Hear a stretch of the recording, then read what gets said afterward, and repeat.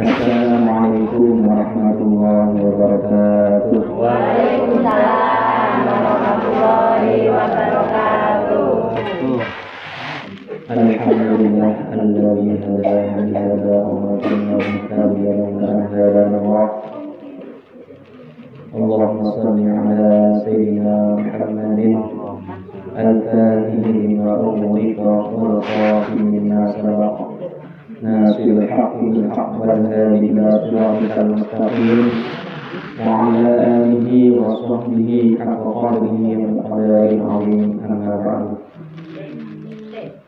Hadirin muhtaramin, para alim ulama, para kiai, para asatidz, para masyarakat, para asatidzah,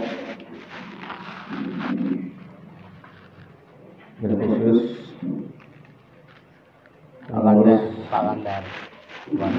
tuan rumah Pak Sukandar, sekeluarga, pengurus muslimat Anting Kampalan, yang kami hormati juga, yang kami muliakan Al-Ustaz Sukari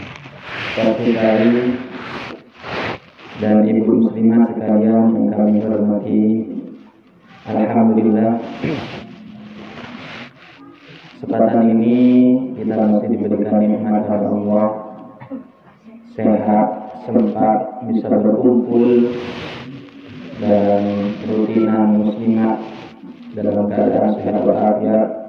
Mudah-mudahan Allah senantiasa melimpahkan rahmat dan nikmatnya kepada kita semua, sehingga kita bisa istiqomah melaksanakan prioritas muslimat dan yang lainnya. Amin Allahumma amin. Ibu muslimat yang dimuliakan Allah, majlis atau rutinitas yang sangat besar, yang sangat agung, fadilah, keutamaannya tidak lain karena di dalamnya juga ada pembacaan shalawat kepada Nabi Muhammad SAW. Kemuliaan shalawat bisa melampaui zikir-zikir yang lain, karena sholawat ketika dilantunkan, diucapkan, dilafadzkan, maka akan tak ada hijab antara pembaca dengan rohnya. Berbeda dengan doa. Kila doa pulau kali panjenengan, kalau masih banyak dosanya, masih banyak hijabnya, sulit yang mau diterima oleh Allah, yang mau nyampe kepada Allah sulit. Karena masih banyak hijab, satir. Yang mana satir atau hijab itu disebabkan oleh dosa-dosa kita. Tapi kalau sholawat kepada Nabi, itu langsung nyampe kepada Nabi, didengar oleh Nabi, dan dijawab sholat dan salamnya oleh Nabi Muhammad SAW. Suatu ketika ada seorang alim al-alam bercerita, karena al-alim al-alam ini bermimpi ada sebuah masjid, di dalamnya ada dua majlis, satu majlis sholawat, yang satunya majlis taklim ilmu. Ulama al-alim al-alam ini mendapati saat itu Nabi rawuh, Nabi datang. Ternyata majlis sholawat saja tanpa dibarengi atau disempurnakan dengan taklim, pembelajaran halal haram di dalamnya, ini masih juga belum sempurna. Satu majlis yang pertama adalah majlis tempat zikir dan baca sholawat saja. Gak ada majlis taklimnya, gak ada majlis ilmu. Yang kedua adalah majlis sholawat dan juga majlis ilmu. Setelah baca sholawat, kemudian ada pengajian. pengajian. Juga sama-sama pengajian rutin, 2 majlis di satu masjid. Nabi Raul ternyata Nabi langsung duduk di majlis yang kedua, yakni majlis sholawat dan majlis ilmu. Nabi lebih senang karena ketika majlis sholawat, majlis zikir disertai majlis ilmu, berarti mereka bukan hanya beribadah dalam segi zikir atau sholawat, tapi mereka beribadah mencari ilmu, yang mana ilmu itu merupakan kemuliaan yang tak terhingga. Nabi sampai memposisikan orang-orang ahli ilmu diutamakan seperti Nabi sendiri di antara sahabat-sahabatnya. Inilah kemuliaan ilmu. Maka sebuah majlis ketika sudah ada pembacaan sholawatnya, ada zikirnya, kemudian disempurnakan dengan ilmu, maka majlis tersebut telah sempurna. Mudah-mudahan kita semua mendapatkan barokah serta mendapatkan syafaatnya Nabi nanti di yaumul qiyamah. Amin. Ibu muslimat yang dimuliakan Allah, ada sebuah daud dari Al-Allamah As-Sayyid Muhammad bin Ali Al-Maliki Mekah. Beliau pernah daud di salah satu kitabnya, wa min qillatil barakah, wa min isbabi qillatil barakah i'radul kasir minan nas an kasirin minas salati 'alan nabi sallallahu alaihi wasallam. Di antara penyebab sedikitnya barokah, kata Syekh Muhammad, adalah seseorang itu enggan atau sedikit bersolawat kepada Nabi Muhammad sallallahu alaihi wasallam setiap hari.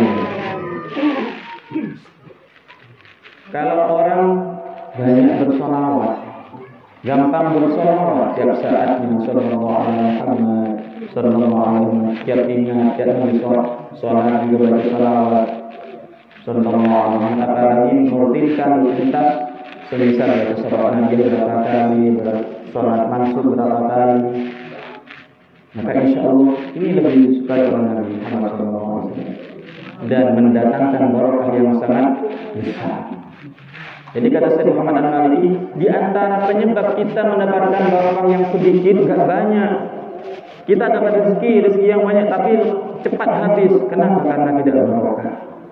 Kita mempunyai anak tapi anaknya nakal, karena tidak mendapatkan barokah. Kita punya rumah mewah, rumah megah, tapi rumahnya tidak membawa keberkahan, tidak membawa kebaikan sama sekali, bahkan membawakan bencana dan keburukan. Kenapa? Karena tidak ada barokah di dalam rumah. Kalau rumah selalu rutin istiqomah dibacakan sholawat, dibacakan Al-Quran, rumah tersebut sangat berkah bagi penghuninya. Di antara penyebab sedikitnya barokah adalah kita enggan sedikit yang mau bersalawat kepada Nabi Muhammad SAW. Allahumma shalli ala Muhammad. Laqad kana sababan katsiran minal barakat wal khairat. Di antara penyebab yang banyak mendapatkan barakah dan kebaikan-kebaikan adalah memperbanyak bersalawat kepada Nabi Muhammad sallallahu alaihi wasallam. Menjawabnya Syekh Muhammad bin Al-Maliki. Keutamaan fadilah daripada salawat kepada Nabi sesungguhnya sangat banyak. Dan kita bersalawat kepada Nabi itu sebetulnya yang butuh bukan Nabi. Enak Nabi dikirimi salawat terus, dikirimi doa, dikirimi salam setiap hari, setiap waktu. Enak Nabi. Sebetulnya itu yang butuh bukan Nabi. Nabi sudah penuh kebaikannya, banyak kebaikannya, banyak pahalanya, kemuliaannya sempurna, semuanya penuh Nabi itu. Kebaikan rahmat dari Allah Subhanahu wa taala sudah penuh, enggak butuh sebetulnya. Kita salawat ini sebetulnya yang butuh adalah kita sendiri. Kalau kita butuh kebaikan, berkah, pertolongan dari Allah, kemakmuran, kebahagiaan, maka kita banyak-banyaklah bersolawat kepada Nabi Muhammad SAW. Ada tamsil, perumpamaan dari seorang ulama. Ulama ini mengumpamakan sebetulnya Nabi ini saking banyaknya kemuliaannya, saking banyaknya kebaikan, pahala, rahmat dari Allah, saking penuhnya diumpamakan Nabi ini memiliki seperti satu gelas berisi air jernih, bening, sangat bersih, penuh satu gelas itu. Jadi kebaikan Nabi itu sudah penuh satu gelas. Seandainya mau ditambahi air lagi, maka akan tumpah. Pasti akan tumpah. Nabi tidak butuh sudah. Perumpamannya apa? Kata ulama, jika kita bersolawat kepada Nabi, kita kirim doa, kirim solawat, kirim salam kepada Nabi, maka nanti akan menumpahkan air lagi di gelas itu. Otomatis gelas yang sudah penuh airnya akan tumpah airnya, dan tumpahan air itu akan mengalir kepada kita semua. Ini bukti daripada sebetulnya yang butuh solawat itu kita sendiri. Dan tumpahan daripada air yang kita bacakan solawat kepada Nabi itu akan dibalas oleh Nabi, dijawab, dibalas oleh Nabi 10 kali lipat. Kita solawat 1 kali dibalas oleh Nabi 10 kali lipat kebaikannya. Kalau kita baca solawat 10 kali, dilipat gandakan 100 kali. Kalau 100 kali, kalau 1000 kali, dan yang lain. Berapa kali lipat dilipat gandakan oleh Nabi? Ini sabdanya Nabi. Kita salawat 1 kali dibalas 10 kali lipat oleh Allah Subhanahu wa Ta'ala. Ini perumpamaan yang sangat masuk akal menurut saya. Perumpamaan. Ini tumpahan daripada yang kita tuangkan ke dalam gelas yang sudah full itu akan mengalir kepada kita sendiri. Akan mengalir. Semakin banyak kita bersolawat kepada Nabi, semakin banyak tumpahan itu yang diperuntukkan, dialirkan kepada kita semua. Yang itu semua merupakan kebaikan, rahmat dari Allah, kemuliaan dari Allah, pahala yang besar dari Allah, dan balasan agung nantinya dari Allah Subhanahu wa Ta'ala. Berarti kita yang butuh salawat bukan Nabi. Yang kedua, di antara kemuliaan fadilah salawat adalah bisa melebur dosa. Bahkan bisa menghilangkan siksaan penghuni kubur. Satu ketika diriwayatkan di dalam salah satu kitab Al-Imam Hasan Al-Basri, ini pernah rawuh kedatangan seorang ibu-ibu. Ja'a imra'atun ilal Hasan Al-Basri, datang seorang ibu-ibu kepada Imam Hasan Al-Basri, datang ke rumahnya mengatakan, "Ya Imam, wahai Imam, ada apa, Bu? Saya mendapatkan musibah, wahai Imam." "Musibah apa, wahai Ibu?" "Saya baru saja mendapatkan musibah, ditinggal mati oleh putri saya. Putri saya baru meninggal, wahai Imam Hasan Basri." "Terus kenapa? Apakah ibu gak sabar atas musibah yang Allah berikan kepada ibu?" "Bukan itu, wahai Imam Hasan Basri. Saya sabar, saya terima dengan takdir Allah. Yang saya inginkan ini adalah, saya ingin tahu, wahai Imam Hasan Basri, bagaimana keadaan putri saya sekarang? Apakah mendapat nikmat dari Allah di alam kubur, ataukah mendapat siksa dari Allah di alam kubur? Saya ingin tahu itu, wahai Imam Hasan. Tolong saya, meskipun saya tahu dalam mimpi, gak apa-apa, yang penting saya ingin tahu." Akhirnya dibantu oleh Imam Hasan Basri. "Baik, saya ingin bantu ibu kalau begitu. Begini, Bu, nanti sehabis atau selepas sholat isya, sebelum tidur, ibu sholat sunnah 4 rakaat. Sholat sunnah 4 rakaat. Setiap rakaatnya setelah selesai baca Fatihah, ibu baca surat At-Takatsur, Al-Haakumut Takatsur hatta zulmur maqabir ila akhir ayat. Baca 4 rakaat setelah baca surat Fatihah, surat At-Takatsur. Kemudian imam setelah itu apa yang saya lakukan?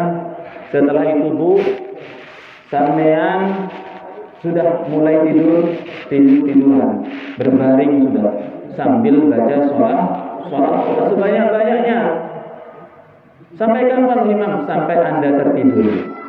Nanti Anda pasti akan bermimpi bertemu dengan putri Anda, dan Anda akan tahu apa yang Allah perbuat terhadap putri Anda, apakah disiksa atau mendapatkan nikmat dari Allah Subhanahu wa taala. Dilakukan kalau ibu tadi pulang malamnya setelah sholat 4 rakaat, kemudian baca sholat sambil sampai tertidur. Ternyata bermimpi sungguhan, subhanallah, bermimpi sungguhan. Dalam mimpinya itu ibu itu sangat ketakutan. Kenapa?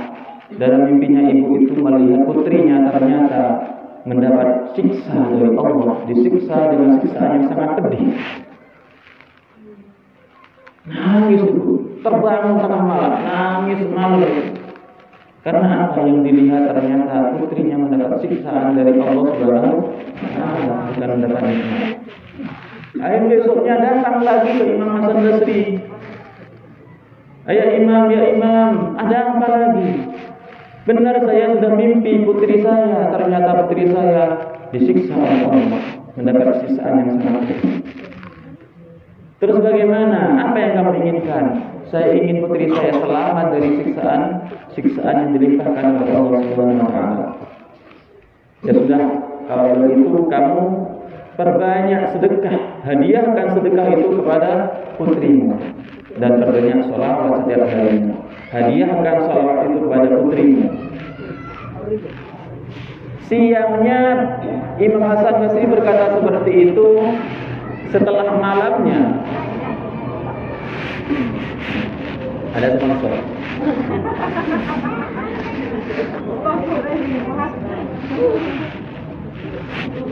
Siangnya Imam Hasan Basri berkata seperti itu kepada ibunya. Malamnya Imam Hasan Basri mimpi juga. Malamnya mimpi.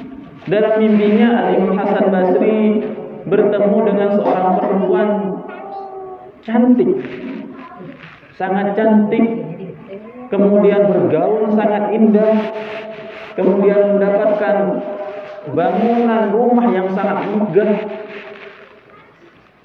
di antara bangunan-bangunan surga. Dia mendapatkan kenikmatan dari Allah Subhanahu wa taala. Perempuan tadi langsung mengenali Imam Hasan Basri. Wahai Imam, dipanggil Imam Hasan Basri.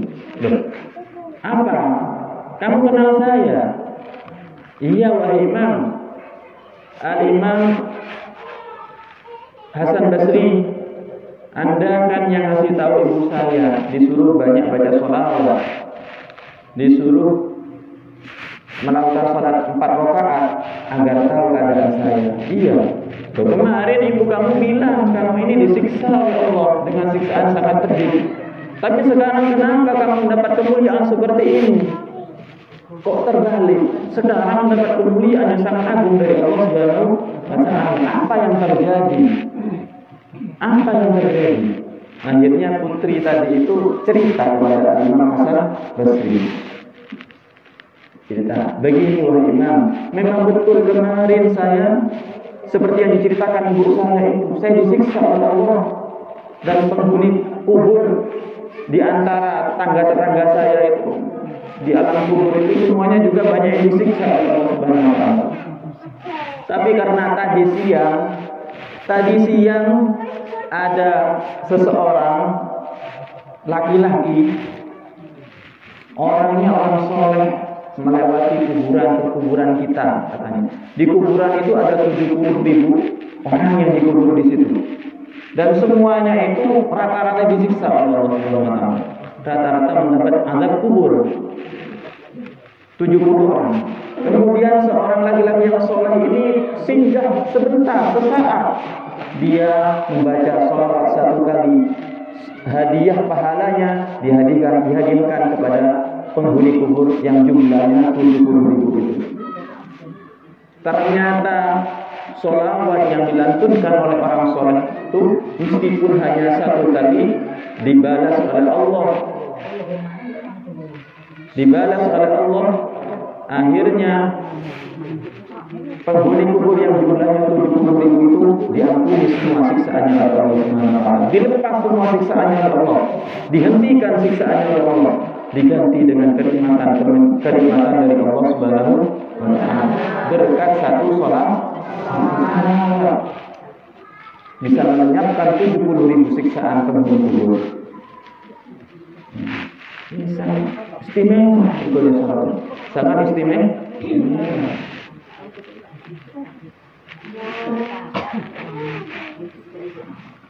Kemudian Al-Imam Hasan Basri bertemu lagi dengan ibu-ibu. Apa kata Imam Basri? Wahai ibu, tenang kamu sekarang, tenang. Jangan khawatir, putrimu sekarang mendapat nikmat dari Allah yang sangat besar, yang sangat agung. Kok bisa wahai Imam? Saya masih belum sempat bersedekah untuk putri saya, kata ibu. Bukan karena sedekah kamu itu. Putrimu selamat dan 70.000 di antara ahli kubur di situ juga selamat dari siksaan Allah. Itu berkat satu sholawat yang dilantunkan oleh orang soleh, orang baik. Itu sudah bisa melepas semua 70.000 ahli kubur yang disiksa oleh Allah Subhanahu wa taala, mendapatkan nikmat semua oleh Allah Subhanahu wa taala. Ini istimewa fadilah di antara fadilah membaca salawat kepada Nabi Muhammad SAW. Harapan kita selain itu apa? Kelak kita diakui sebagai umatnya Nabi Muhammad SAW. Beruntung jika kita nanti dikumpulkan oleh Allah bersama baginda Nabi Muhammad SAW di surga Allah Subhanahu wa taala. Mudah-mudahan kita bisa berkumpul bersama Nabi di surga Allah. Amin. Amin. Dan mudah-mudahan kita juga ketika sakaratul maut Nabi bisa datang kepada kita, rawuh kepada kita sebagai ungkapan rasa hormat Nabi kepada kita karena kita banyak membaca sholawat kepada Nabi. Kita melaksanakan sunnah-sunnah Nabi Muhammad SAW. Mudah-mudahan kita selamat di dunia dan selamat di akhirat. Kita semuanya mudah-mudahan nanti bisa berkumpul di surga Allah Subhanahu wa taala. Anak turun kita selamat, anak turun menjadi anak turun yang soleh-solehah semua, ahli ilmu, ahli ibadah, ahli sholawat utamanya. Mudah-mudahan kita semua dijadikan ikhtitam kita, jadikan ikhtitam husnul khotimah. Amin. Amin Allahumma amin. Ibu yang dimuliakan Allah, ini mungkin sedikit yang bisa kami sampaikan, kurang lebihnya kami mohon maaf yang sebesar-besarnya. Jaza akhiran minni. Assalamualaikum warahmatullahi wabarakatuh. Waalaikumsalam warahmatullahi wabarakatuh. Bismillahirrahmanirrahim. Alhamdulillahirabbil alamin.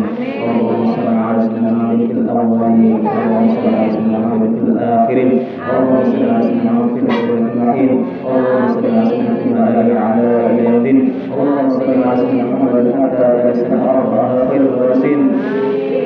Allahumma la mani'a lima a'taita wa la mu'ti lima mana'ta wa la radda lima qadaita wa la dharra lima a'taita wa jaddi kal jadd. Allahumma ahyina bi hayatil ulama wa asna bis syuhada wa surna yawmal qiyamah fi zumratil awliya wal awliya. Allahumma lakal syukra wa lakal minna wa lakal haqqa wa amin fariqa wa anta lam tazal dzalika Allahumma ya yassir yasir wa ya jabir kasir wa yassir bil karim wa والفقير والقوي والضعيف ويا من الخائف يسر علينا كل عسير فتيسر عسير علينا يسير.